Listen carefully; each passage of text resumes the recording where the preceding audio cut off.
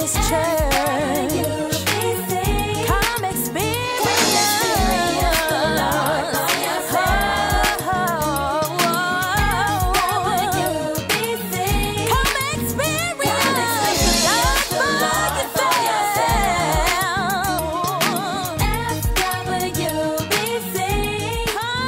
Come experience the Lord for yourself. And I'm not going to let a stone stop me. Hallelujah. Hallelujah. Well, how does that work? I got to give you three and I'm through. Number one, the text lets us know you ain't got to quit. You can keep on going in spite of the stone, because watch the text. The text begins by telling us God, watch it, works the night shift. So keep going anyhow. God will handle the somehow. Okay, you missed a shout bomb right there. God works the night shift. So while stuff is dark and you trying to figure stuff out, God is working the night shift, working it out.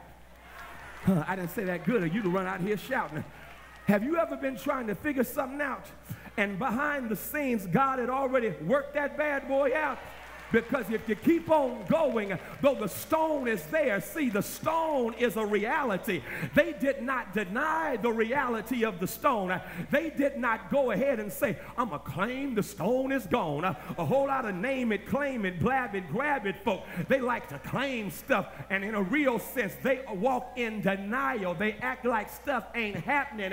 It's happening, baby Baba. But here's what you ought to do. In spite of that stone, faith says, I'm going to go on anyhow. I don't know how it's going to move, but I know God is able to move that stone. I don't know how I'm going to get there, but I do know who can make a way out of no way. I think I can stop and have a shout break right there, because when you don't know how, that's when you trust who. I don't know how I'm going to handle this situation, but I do know who can handle any situation. I don't know how I'm going to open up this door, but I do know who is a door opener and a way maker. I don't know how I'm going to get over my sickness, but I do know who is a doctor when you're sick. I don't know how, but I do know who. Do I have a witness in here who will testify? I don't know how, but I do know who. All right, that didn't get you, but I ain't going to quit because of the stone. Number two, watch the text. I can't quit. I can't give up on myself. I can't give up on life. Watch it, because the text lets me know if I keep looking up, watch it, I'm going to find more than I was looking for. The text says that when they got there, they were discussing who's going to roll the stone away from for us, and they looked up, and the stone was already gone.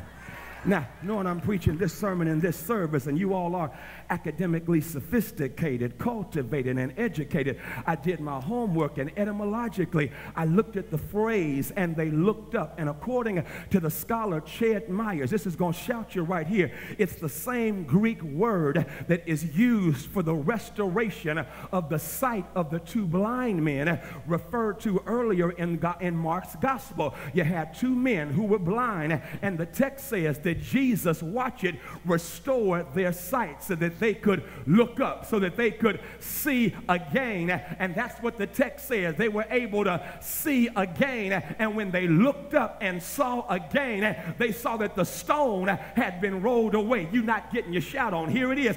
They were just looking for the stone, but they saw it rolled away. Okay. They were looking to see the stone, their reality, their impossibility. But when they looked again, Easter said, the stone has been rolled away. Okay.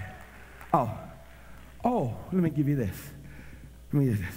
This is a hot hoodie right here. It's hot. Let me just tell you this. I don't care what you think. It's a hot hoodie. And that does say Louis Vuitton, okay? Let me tell you right there.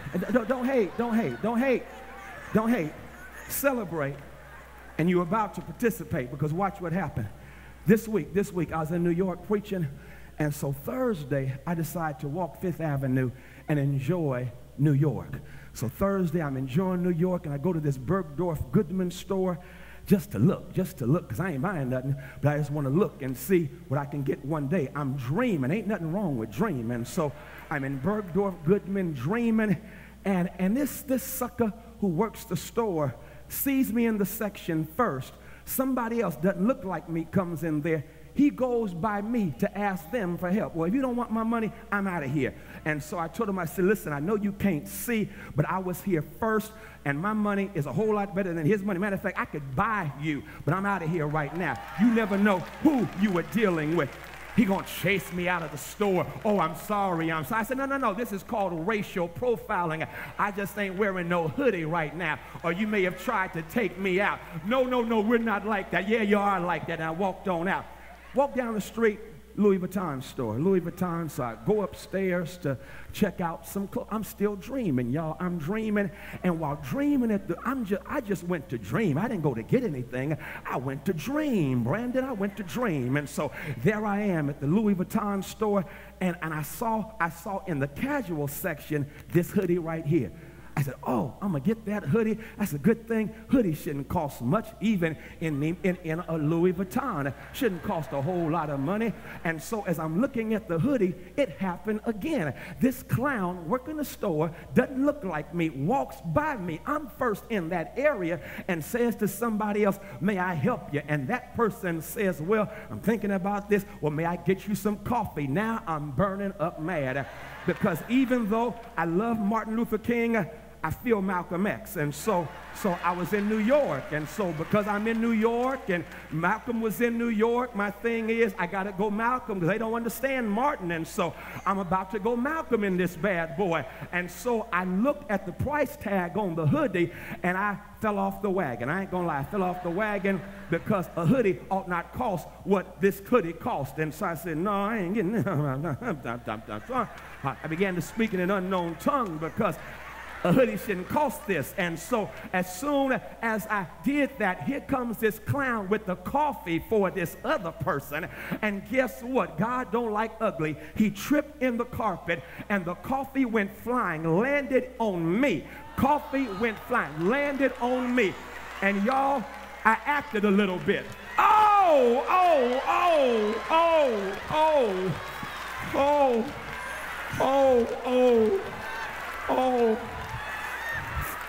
I'm sorry, but I had to give a little acting. I told you I'm Denzel, so I gave a Denzel-worthy performance. And the manager, because at that moment I said, bring me your manager, I'm sick of you. And as soon as I said manager, the manager was right there. The manager said, I've seen everything. I saw how he passed you over. I don't appreciate that. As God would have it, I was wearing these shoes. These shoes say LV. And so when he saw my shoes, he said, evidently you shop with us. I said, yes, I do. And he who he went to doesn't shop with y'all because he ain't got nothing on him that's reminiscent of y'all. And so he said, I'm very sorry. I said, my leg is hurting right now. Do you have something for my leg? I said, my jeans are stained. What you gonna do? He said, would you like this jacket? We'd be happy to give it to you. I said, well, if you insist, I'll take the jacket. I walked out.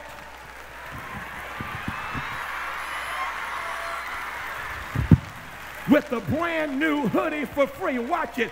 I went in just to look, but I ended up with more than I was looking for. And it dawned on me, when you walk with Jesus, keep on looking, and he'll give you exceedingly, abundantly, above all you can ask or think.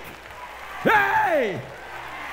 I got to quit. I've held y'all too long. We got to go in the final analysis. Watch the text. Not only will you get more than you're looking for, but the text makes me shout, because the text says if you refuse to quit in spite of the stone, you will end up, watch this, with a commission to share a resurrection message in a Good Friday world. Oh, yeah. You know what shouts me? Is that women were the last at the cross. When all the brothers were gone, women were still there. Sunday morning, women first at the empty tomb. Women first to share the good news that Jesus is alive and well. Don't you let nobody tell you what you can't do because you're a woman. If you are a child of God, God has a purpose for your life. Now, y'all looking real strange. Can I get you right quick? Because y'all saying, what are you talking about? In biblical antiquity, women were the lowest on the totem pole. As a matter of fact, Jewish rabbis prayed every day, Lord, I thank you. You didn't make me a leper, a Gentile, or a woman. That's how low women were beneath lepers. Women were way down. And yet, guess what? The first commission to share the good news of a resurrection message in a Good Friday world were those who were marginalized, those who were kicked to the side, those who were down at the bottom of society. And that's the kind of God I serve. God says resurrection simply means that no matter how much folk marginalize you and declare that you ain't up to, that you're not any good, if you walk by faith, God says you're of value to me, and I will raise you up in the very face of the people who've held you down, because it was the women who had to tell the men that Jesus was alive and well. Does anybody here testify that that's been my story? The same folk that held me down, God raised me up in their presence and prepared a table before me in the presence. God has a mission for your life. It's a resurrection mission in a Good Friday world. Oh, it is a Good Friday world. Mass incarceration has our prison population above 2.3 million. One half of those are black. It's a Good Friday world. We're inundated in our community with predators, economic predators. And so as a consequence, you see a proliferation, inundation of payday loans and car title loans and pawn shops and rent-to-own stores. All of them are pimping our people. And the president told me this past Wednesday, just know you have the power of my office behind everything you do. I'm making this a priority, and we're going to make sure these economic predators don't have their sway and say in our community. I'm just trying to let you know it's a Good Friday world. It's a Good Friday world because 50 million people are below the poverty line in this country. It's a Good Friday world because Haiti is still hurting. It's a Good Friday world because the dropout rate for our boys is astronomical. It's a state of emergency. But here it is on Easter Sunday morning, Resurrection Sunday. We've got a resurrection message. It's a message of hope in the midst of the hell of a Good Friday world.